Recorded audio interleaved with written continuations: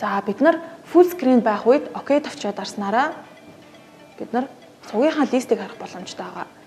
Full screen байх үед окей товчоод дараад зүүн доод болон дээшээ доошоо сумнууд харагдана. Бидний тийшээ доошоо дарахаар сувгуудын лист маань гараад ирнэ. За лайв сувг гарч байгаа хооронд бид нар сувгийн листээ гаргаад өөр сувгийн хөтөлбөрийг нөхөд үзэх боломжтой болсон байгаа. За ингээд нэг нэвтрүүлэг нөхөж үзье. Нөхөж үзэх хэсэг маань ингэж харагдана.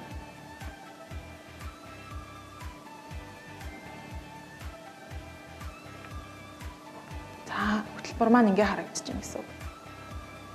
Бид нар одоо 11 цагаас 11:33 хүртэл хөтөлбөрийг нөхөж үзэж байна гэж харах.